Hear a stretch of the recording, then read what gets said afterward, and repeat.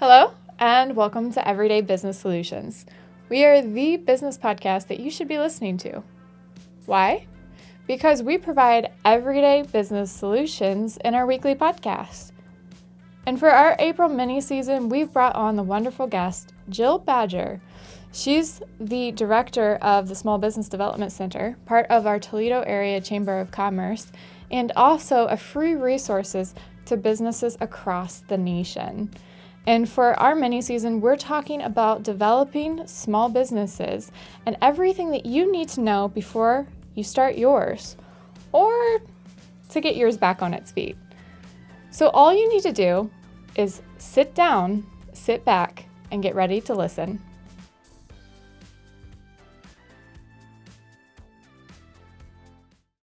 Hello, everybody, and welcome back to Everyday Business Solutions. We're wrapping into the end of April already. I can't believe it. And I have back with me Jill Badger. Jill is from the Small Business Development Center, and we've had conversations going this entire mini season about the ins and outs in running a small business. And we've done everything from starting up and what you need to consider to making the leap and buying a building to some of the financial things. And actually, this episode in particular, we're going to take a broader look at some of the financial troubles and things that you might face, or just some of the options that you need to consider, because we may all be very guilty about this, about looking at our budget after the crisis has hit and not before. So financial planning, or just getting started on that, so you have forethought and you are a lot more flexible if something happens or shifts and changes that are naturally going to occur, that you can see them coming. So I think this is a great way to end, because it's always hard to get those financial conversations started. I know I'm guilty of that on a personal level. So we just want to offer another resource to anybody who might be listening that you can use to get the conversation started in your own business. So Jill, what are some of the things that you see when it comes to financial planning and the people that visit you for their business? Some business owners treat their business finances like they do their personal finances and function more week to week than out 3 to 6 months. And yes, it can be a difficult thing to plan and kind of attempt to predict what things look like. But you as the business owner tend to know, especially if this isn't your first month or your first year in business, what seasonality or what hiccups there can be to your business. So if you look out 3 months or 6 months and you see that your business isn't operating like it did last year, you might be able to anticipate the need for a line of credit or the need for a small gap loan to keep your cash flowing the way it needs to, so that you can keep functioning and operating and paying the bills that you need to do so. The problem is you have to be actively doing financial statements and understand what those financial statements are telling you. So whether you need someone to help you do that or you're capable of doing it, it just is something that needs to be done on a regular basis so that you can take the time to look at those expenses and see what that could mean for you. You have professionals in town, accountants and CPAs that can help you with that. Our Small Business Development Center can help you do financial projections to look out at things like that.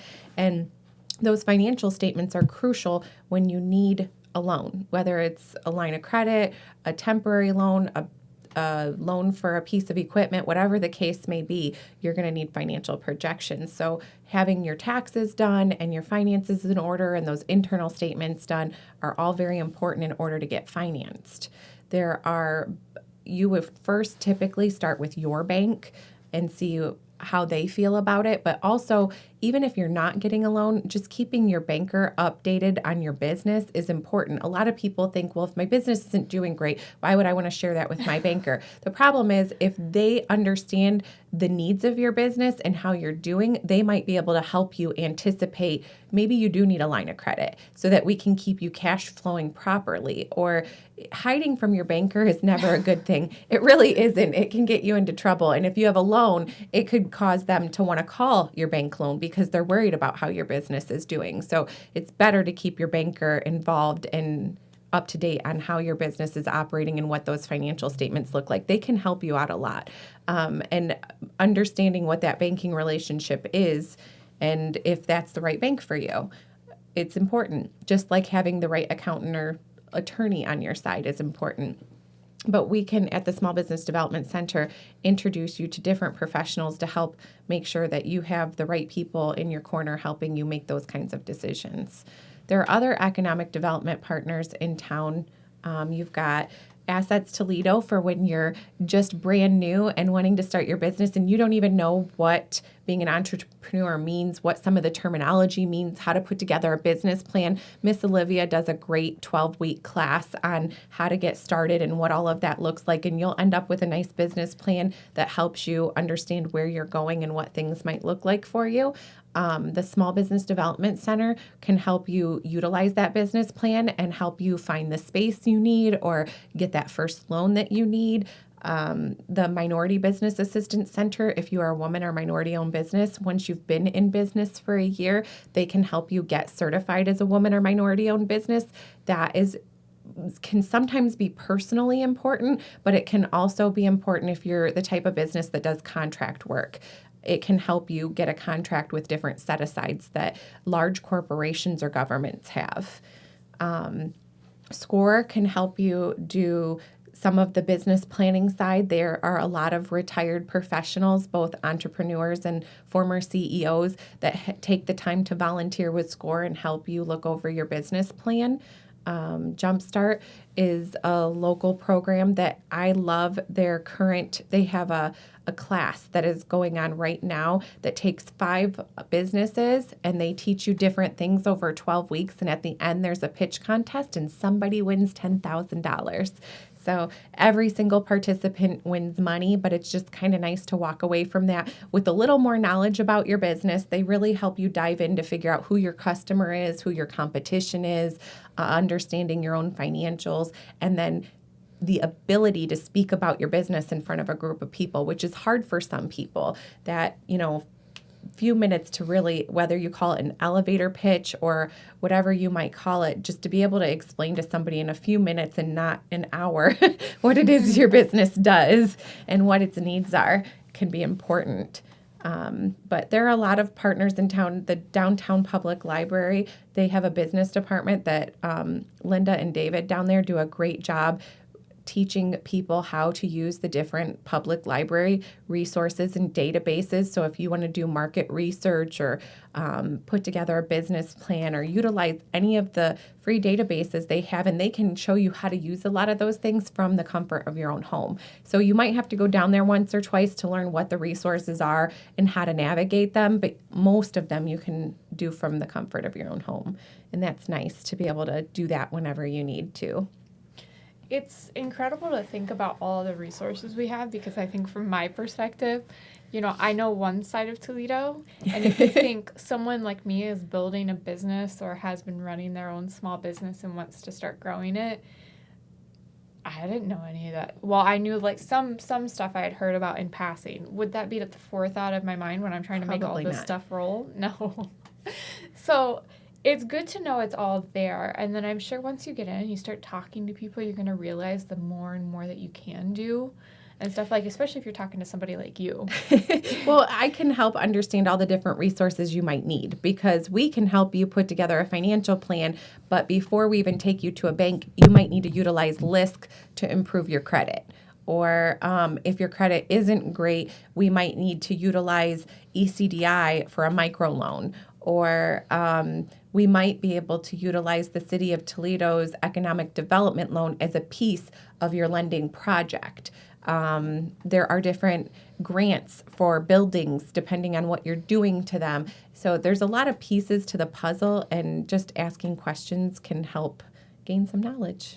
Make it so much easier of a process than just trying to grasp at strings and hope you pull the right one, especially because I think the average person, like me and many other people, have not done extensive training on how to manage finances. And like we said, even if you have somebody who's helping you with them, a lot of times, anytime you branch into something new or just understanding your own things so that you can have a comprehensive conversation when you sit down with your financial person, whether that's somebody outside your company or inside your company, that you can use that resources to plan, that information to plan. It's a lot. It can be overwhelming. Well, it helps you make decisions. You might want to grow into a new building in 5 years, but how are you going to get there?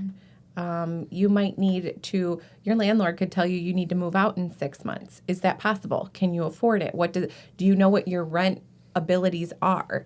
So making decisions you need to understand your financials in order to make those really difficult business decisions. Because growth, you may think that you are making a lot of money because you've been selling so much or you've been doing so much business with your child care center or something. But if your margins are smaller than you think and you have this goal to move into, like you said, a new building or to purchase a new truck for deliveries or something like that, are you in line to do that? Well, and some people don't realize that growth too quickly is something that can be very difficult on you financially. You may not have the inventory, you may not have the resources, you may not have the people, or simply you may not have the cash up front to pay for those things. So you get normally you're selling things on a website and somebody large picks you up. You suddenly have a very large contract that you need to fill. Well, that becomes difficult if you don't have the cash flow to do it. And if you don't know that before taking the contract, you could end up breaking a contract or not getting that client or whatever the case may be. But if you understand financially what it takes and you already have a line of credit just sitting there available for you to utilize for circumstances like this, it could help propel your business to that next level. But not everyone knows instinctively how to get there, what those projections look like, what those numbers look like. So having somebody help you determine that can be important if you're looking for growth, if you just want to manage your business better. And we've had somebody on for the show actually to talk strategy. And strategy is a huge thing when it comes to planning, understanding who you are, what makes sense as your brand, what makes sense into your finances. Finances play a role. When you want to do anything, you have to know what your capabilities are. And sometimes, yes, you have somebody comes along that's would be huge business, but do you have the capacity to carry them financially, physically?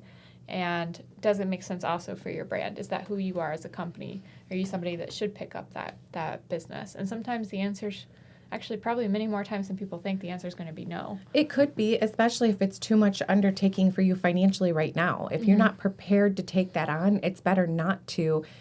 It does suck to lose that revenue or that customer, but it's better to take on what you're capable of and not ruin that relationship. It might be something you have to defer until you're able to take on that kind of commitment.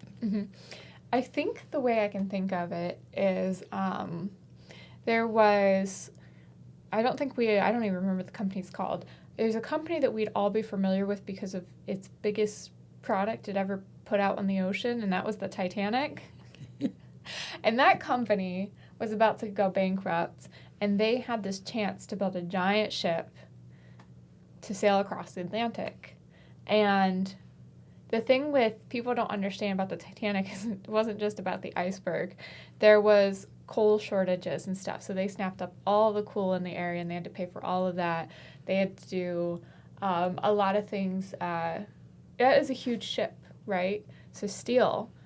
They didn't have the money to put in certain areas structurally. So some of it was already compromised because it wasn't built as strong as they probably should have made it. And things like that. So there was all the shortages of money, but it was a giant undertaking that was probably way too big for that company and probably would have gone a lot better if they didn't have an iceberg, sure.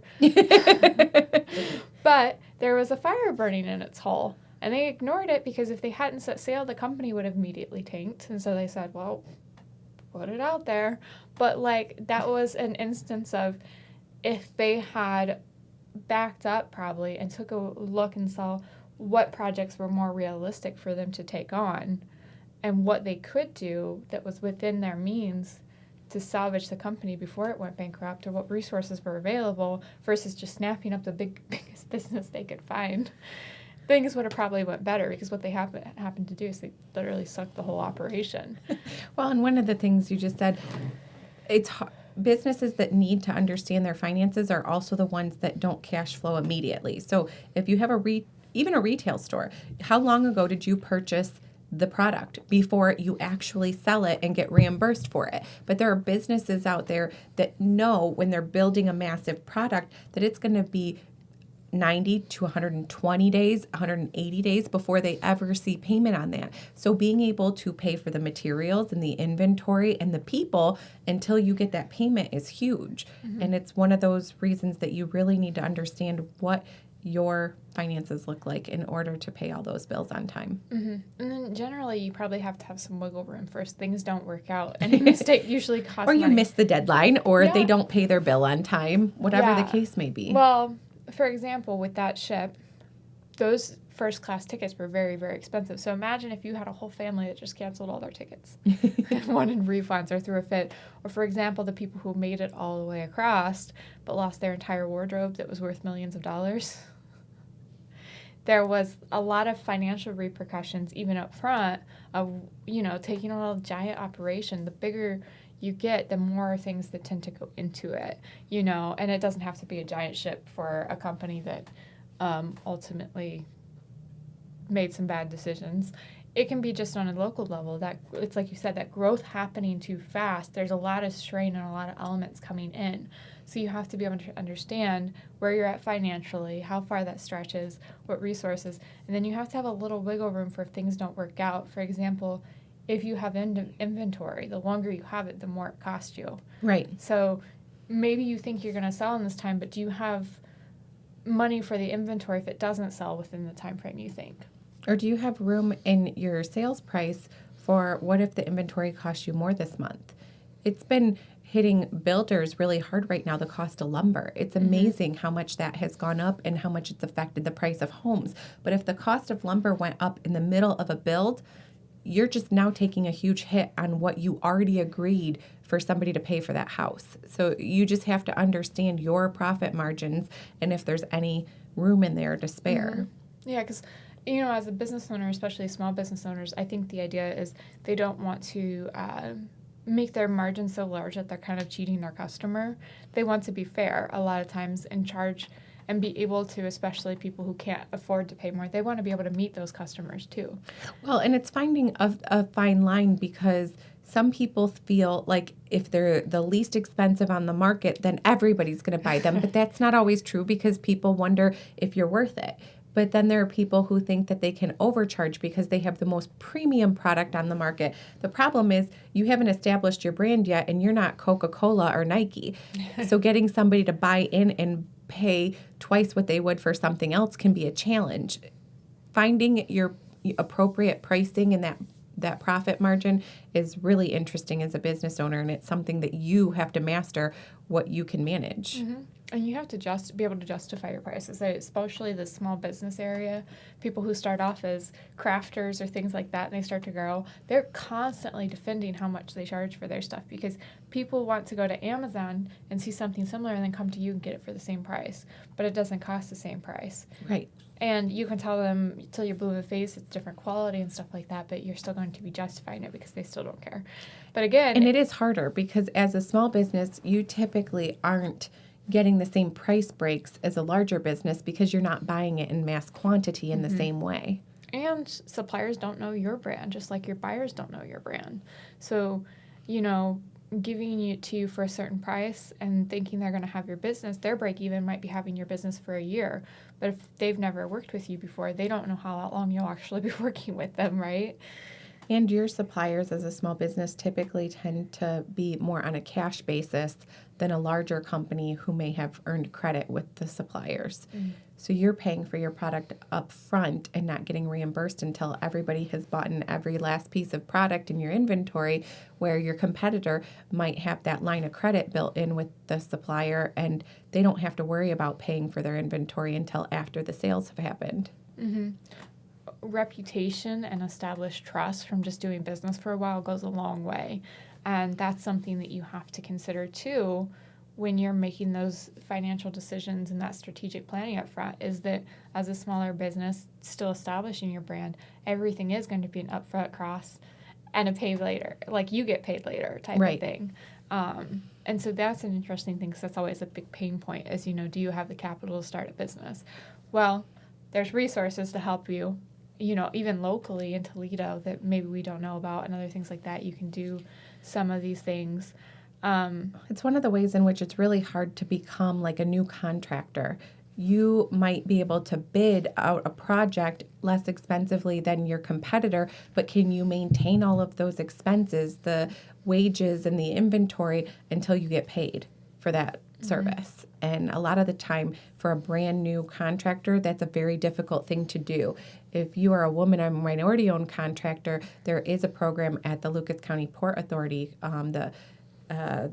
it's a contractors program that I'm drawing a blank on right now, but if you have like a purchase order in place, they'll supply your inventory and your wages until you get paid on that PO, and they take almost like an interest rate or a percentage, and then they give you the difference. But it can help a lot of our smaller contractors get started as long as you are a PO type business, if you're functioning on those purchase Get the orders. ball rolling. Help you start to build that equity in your business and cash flow. It's always the sticking point is getting into the groove of it, but also just finding the initial push you need to get started can be a little hard. But that's why you start smaller. You start with what you can manage, and then you build up in an organic way. And it tends to be easier, especially if you're keeping track of your finances from start to finish. The hard part is, though, when the growth comes to you, it's understanding what you can take on. And if you don't know what that will cost you and what that looks like for you financially, it can be hard to maintain. Yeah, I can imagine. Especially, like we said, if you think you can take on a project, but you don't understand entirely what you're working with internally, and you take it on. You might understand the concept and what it'll take. It's just, have you looked at your finances out 6 months to understand what that's going to cost you? Do you have the cash flow to make that project work? It might seem like you do up front, but if you haven't looked out 6 months. Yeah, because sometimes what's in the bank looks like a whole lot of money until you realize that you're spending it all over the course of 6 months before you get paid for the project. Yeah. So, and that's some things it's you're in for a long haul. So what are you going to do in that long haul while you're working, putting in the investment, time, money, people, things like that. So, well, and it's, how do you look at things? I'm one of those people that need to separate everything. So I'll have multiple bank accounts where things are divvied up into different places so that you understand what it is. Some people, when they look at $10,000 in the bank, they think, oh, I have a lot of money to spend. I can buy this new piece of equipment, even though they're not taking into account how much money do you have to spend out in payroll in the next 4 weeks, or is your tax bill coming due this month because it's only due twice a year and you're not used to paying for that, and all your money's now gone and you don't have the money for what you thought you did. So that's why a lot of times I recommend, whether you're keeping records or you're separating it out by having multiple bank accounts, having a different account for sales tax, having a different account for payroll, so that that's not just in your operating account and you think, I have money I can spend. Yeah, no, that's a good idea, and that's something that people have told me personally too. And you think about, you can make all of these mistakes or hiccups in your own personal accounts, and it affects you. But if you make it in your business, it affects you, affects your business, and affects your employees, the people you're doing business with, it affects everybody. Everything. So, it's good to have that resource. It's good to have like we talked in the beginning, we've talked throughout, sitting down with somebody like you on other people and start outlining your resources and what you need to understand and have in a row before you start your business or as you get rolling, so that as you grow, you have that picture and you understand not just yourself, but what things you should be looking at about your own business and its operations, so that when you do come to a situation where there's a huge business opportunity laying in front of you, you know probably as you approach it if it's going to be realistic or not. And then if you think it's going to be realistic or not, you can start breaking it down and checking for sure. So I think that's a cool place to be. And that's, realizing that you don't have to do it alone is a huge thing, because it can be so daunting. It's not, even your personal finances, you can ask for help, but especially with your business finances, you want to go to somebody can give you, an unbiased, outside looking in perspective, because that can make a difference. But also just somebody who might know it a little better or has been there, done that, or can point you in the direction who's been there, done that type of situation. And we even have software that will tell us, for example, if you own a restaurant, how many restaurants in the city of Toledo have filed a tax return using that NACE code, and we can run a report that tells us the average sales, the average employee cost, the average, what food costs, and that way we can compare, are your restaurant food costs percentage-wise the same as most restaurants in Toledo? And I say it on a percentage point because as a startup or a new business, your sales dollars are probably not going to be anywhere near an established business, but the percentage of your food costs should be similar. So is that like percentage of food cost to sales? Mm-hmm. Yeah. Yeah. So you're comparing that you're spending 30% of your revenue or your sales dollars on food like every other restaurant in town. Versus 80% because your family's eating there. Like Right. we talked Exactly. about before. Exactly. Yeah. So that's an interesting thing because you want to make sure you're not just breaking. Well, we want to make sure that your expenses are what they should be for your industry. And if something is super high, why is it? What can we look into? Do we know it's high because right now you are catering to, purchasing food for every individual customer. You don't have enough cash to go out and buy in bulk. So we know as you build your customer base and once you're able to buy in bulk that those costs are going to go down. Sure, we can understand that. We can plan for it. But if we don't know why your costs are higher than the average, it's something to look into because obviously as you bring your costs down, you're going to keep more of it in your pocket. Well, I wonder too, restaurants and stuff, sometimes they like to provide like appetizers and things for free. And if they're doing, or well, I don't want to say appetizers, but like bread and stuff like that. But maybe they have like this nice bread that they're providing and they're just giving it to tables when they sit down. And that's like great. And you think, okay, like Olive Garden, right?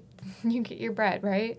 But, it needs to be factored in there somehow. I'm sure Olive Garden has mastered how to hide the bread costs in other, like your overall meal price. Mm-hmm. But some things are a little more expensive somewhere, and it's not enough to be noticeable, but it encompasses everything. Mm-hmm. Yeah, and so for you, like, can you keep doing that right now, or do you need to look at nudging your cost up across the board so that you can continue to offer that? That is something I feel like small businesses don't take into consideration is you established your prices when you started, but how long since you reevaluated them to see where you're at with your competitors? Are you now the lowest where you were in the middle before, but because in 5 or 10 years you haven't raised those prices to keep up with your costs? Mm-hmm. Well, and some companies will do deals like half off pizza twice a week, all day long. And that's cool, but you have to look at, as time changes, is that something you can maintain, or do you have to look at adjusting your special? Or maybe your special doesn't attract as much attention as you thought it would. Yeah, or it's died down over the years. Like it used to be super popular, and you were super packed on those days, but now it's somewhat busy. Because for the most part, those types of specials are meant to attract new business. Mm-hmm. If it's only bringing in current business on different days to, utilize the special, it's not really gaining you more business. Mm-hmm. Yeah, so it's very interesting, especially because the market shift and things like that. So you have to consider, are you charging enough for your products and services? People say, well, what if I lose customers? And I'm like, you might lose a couple, but a lot of people, if you go up to them and you talk about, we have somebody who comes and cleans our house. She's amazing. And they came to us and they said, we have to charge $10 more because the cost of supplies have gone up. And she's like, we held off as much as we could, and we really looked at things, but now we have to. And I was like, oh, yeah, that's fine. That's fine. I was like, I also do a cleaning podcast, so I understand what's going on in your industry right now. So better than most of your customers, I'm sure. But we all know, like, everybody's getting hit hard, and inflation over time happens. Like, your product costs are naturally probably going to go up. Like, the ones they're using are going to go up naturally over time. You're going to have to increase your wages over time so I'm like, that's a natural thing. If you wait too long, you have to jump your costs so far up. That's probably that is sticker shock. Yep. And that's going to impact your customers. So some people can come to you at the lower price and they can't come to you at the higher price. And that's not their fault. That's because you didn't reevaluate as time goes on. You didn't bump it up in small increments that were easier for people. You can't cater to everyone, too. I'm Right. sure. I see that in, I want to call it almost like specialty areas like childcare or dance studios. They keep their prices the same for so long, but when they raise them, it's like sticker shock to people. You know, I was used to paying $35 a month for that dance class, and now it's $50. What happened? You know what I mean? But if you were to raise that $1 every year, so instead of $35, it's $36 this year, it would be less of a sticker shock than going from $35 to $50. Well, I take my dog to daycare, and I think they slowly raise it over time. And I sometimes feel like, I think that's a little more than last time by like $1 or something. I'm like, eh.